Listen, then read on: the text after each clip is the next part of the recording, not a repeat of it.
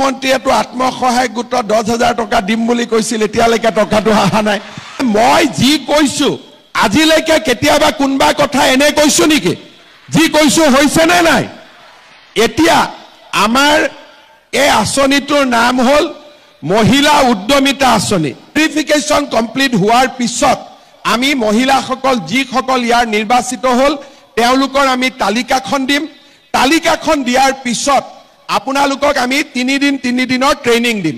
কিয় ট্ৰেইনিং দিম এই কথাটো বুজি লওক। 10,000 টকাটো শেষ নহয়, 10,000 টকাটো আৰম্ভণি।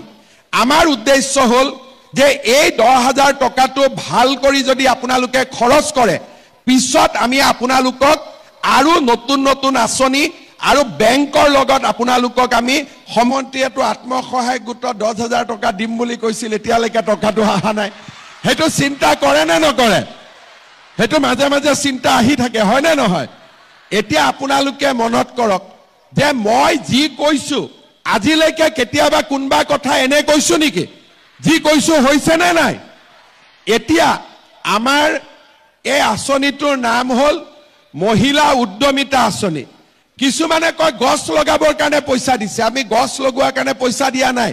এইটো ভুল ধাৰণা নল'ব, কাৰণ গছডাল লাগিলে ডাঙৰ হ'লে গছডাল আপোনালোকে মোৰ ঘৰত কাটি নিদিয়ে, গছডাল আপোনালোকৰ ঘৰতে থাকিব না, কাটি পেলাই মোক দিব?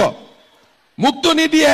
গতিকে এই গছডাল যদি চেগুন গছ ৰৈছে ডাঙৰ হ'লে তাৰ যি উপাৰ্জন হ'ব সেইটো আপোনালোকেই পাব। আৰু আপোনালোকক গছডাল ৰুবৰ কাৰণে মই উৎসাহ দিয়াৰ কাৰণে মোক উল্টাই আপোনালোকে পিঠা তিঠা খুৱাবহে লাগে, হয়নে নহয়? এতিয়া মেইন কথাটো হ'ল যে আমি টকাটো কেতিয়া পাম। এইকেইদিন আমি ধুনীয়া কৰি ভেৰিফিকেশ্যনবিলাক কৰি আছো। 28 তাৰিখৰ ভিতৰত আমাৰ ভেৰিফিকেশ্যনবিলাক কমপ্লিট হৈ যাব। ভেৰিফিকেশ্যন কমপ্লিট হোৱাৰ পিছত আমি মহিলাসকল যিসকল ইয়াৰ নিৰ্বাচিত হ'ল তেওঁলোকৰ আমি তালিকাখন দিম। তালিকাখন দিয়াৰ পিছত আপোনালোকক আমি 3 দিনৰ ট্ৰেইনিং দিম। কিয় ট্ৰেইনিং দিম এই কথাটো বুজি লওক। 10,000 টকাটো শেষ নহয়, 10,000 টকাটো আৰম্ভণি।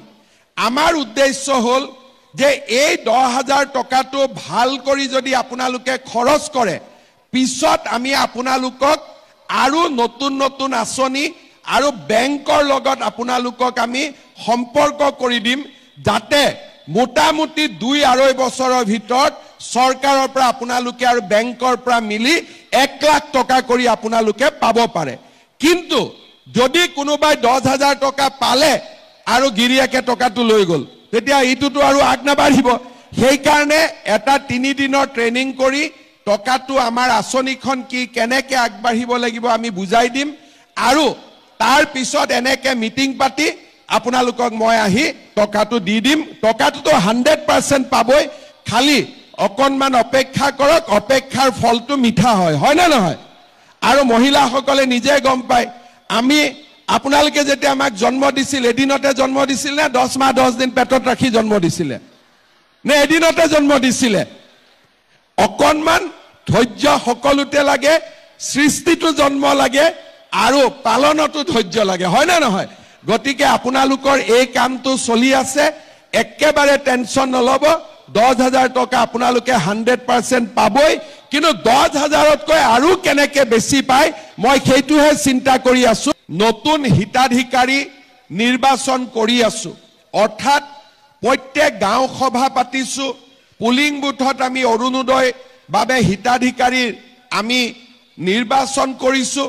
আৰু এইবাৰৰ নতুন নিয়ম মতে অৰুণোদয় আঁচনি পাবৰ কাৰণে আমাৰ ঘৰত এখন ৰেচন কাৰ্ড থাকিব লাগিব। এতিয়া আজি যিসকলে ৰেচন কাৰ্ড পালে তেওঁলোকে এতিয়া নিজৰ নাম অৰুণোদয় আঁচনিৰ বাবে গাঁও সভাত তেওঁলোকে দিব পাৰিব। যদি ৰেচন কাৰ্ড নাথাকিলেহেঁতেন তেওঁলোকে অৰুণোদয় আঁচনি নাপালেহেঁতেন। সেইকাৰণে আমি ততাতৈয়াকৈ যিসকলৰ ৰেচন কাৰ্ড নাই তেওঁলোকক আমি ৰেচন কাৰ্ড দিয়াৰ ব্যৱস্থা কৰিলোঁ। এতিয়া ৰেচন কাৰ্ডখন পালে অৰুণোদয় পোৱাৰ ৰাস্তা মুকলি হয়। লগতে ৰেচন কাৰ্ডখন পোৱাৰ লগে লগে প্ৰধানমন্ত্ৰীৰ আয়ুষ্মান ভাৰত, মুখ্যমন্ত্ৰীৰ আয়ুষ্মান অসম এই দুটা আঁচনিৰ জৰিয়তে আমি মেডিকেল কলেজ নাৰ্ছিং হোমত চিকিৎসাৰ বাবে বছৰি 5 লাখ টকালৈকে আমি বিনামূলীয়া চিকিৎসা পাব পাৰো আমাৰ ঘৰত যদি আয়ুষ্মান ভাৰতৰ কাৰ্ডখন নাই তথাপিতো হস্পিটালত যদি আমি ৰেচন কাৰ্ডখন দেখুৱাও ৰেচন কাৰ্ডখন দেখুৱালে বছৰি 5 লাখ টকালৈকে আমি বিনামূলীয়া চিকিৎসা এটা পৰিয়ালে আমি লাভ কৰিব পাৰিম তাৰ মানে আপোনালোকে চিন্তা কৰক যে আজি আমি অসমত 2,50 লাখ ব্যক্তিক আমি ৰেচন কাৰ্ড দিছো আৰু সকলোৱে যদি বছৰি 1 লাখ টকাৰো মেডিকেলত ট্ৰিটমেন্ট কৰে তেতিয়ালে চৰকাৰে কিমান টকা মেডিকেলত দিব লাগিব 2,500 কোটি টকা আৰু ৰেচন কাৰ্ডখন হাতত থকা মানে কি যে আপোনালোকে বেমাৰ আজাৰ হলে 5 লাখ টকালৈকে চিন্তা কৰিব নালাগে আগতে ৰেচন কাৰ্ডত অকল আমি চাউল পাইছিলো কিন্তু এতিয়া আমি ৰেচন কাৰ্ডত অৰুণোদয় পালো আৰু আমি ৰেচন কাৰ্ডখন দেখুৱালে আমি মেডিকেলত 5 লাখ টকালৈকে বিনামূলীয়া আমাৰ পৰিয়ালটোৱে বছৰি চিকিৎসা পাব পাৰিব ইয়াৰ পিছত ৰেচন কাৰ্ডখনৰ লাভ কি আমি সকলো কথাতে গাঁওবুঢ়াৰ সাৰ্টিফিকেট ল'ব লাগে মৌজাদাৰৰ সাৰ্টিফিকেট ল'ব লাগে কিন্তু ৰেচন কাৰ্ডখন হাতত থকা মানে এইটো প্ৰমাণ হয় যে মোৰ বাৰ্ষিক উপাৰ্জন 4 লাখ টকাতকৈ কম এতিয়া বহুত মানুহে অৰুণোদয়ৰ বাবেও গাঁওবুঢ়াৰ সাৰ্টিফিকেট বিচাৰি আছে মই আপোনালোকক এটাই কথা কৈছো যে অৰুণোদয়ৰ কাৰণে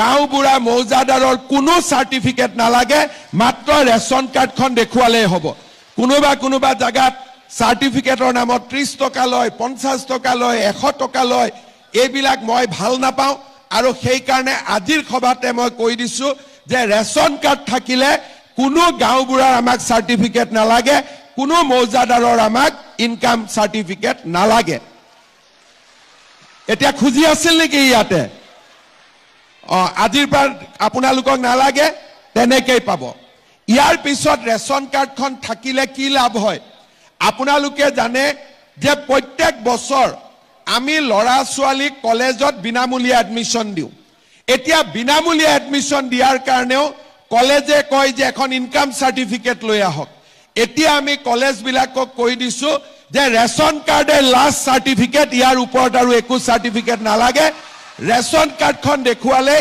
আপোনালোকে কলেজত বিনামূলীয়াকৈ এডমিশন দিব এতিয়া মই আৰু এটা কথা ক'ব খুজিছো এটো নতুন ৰেচন কাৰ্ডত প্ৰধানমন্ত্ৰী মোদী ডাঙৰীয়াই আমাক 5 কেজি কৈ বিনামূলীয়া চাউল দিয়ে আমি প্ৰত্যেক মাহত আমি 5 কেজি চাউল বিনামূলীয়াকৈ পাম এইবাৰ আমি যদি সকলো ঠিকে থাকে মই চেষ্টা কৰিছো যে বিনামূলীয়াকৈ নহলেও বিনামূলীয়া দিবৰ কাৰণে ইমান টকা মোৰ লগত নাই কিন্তু বিনামূলীয়াকৈ নহলেও ৰেচন কাৰ্ডত দালি আৰু চেনি আমি সুলভ মূল্য দিয়াৰ বাবে ব্যৱস্থা লম ভাল হ'ব নে বেয়া হ'ব নেকি ইমান কমকৈ কৈ আছে ভাল হ'ব নে বেয়া হ'ব বজাৰতকৈ যদি দালি অন্তত 25 টকাও কমত দিব পাৰো চেনি যদি বজাৰতকৈ 20 টকাতকৈ হলেও দাম কমত দিব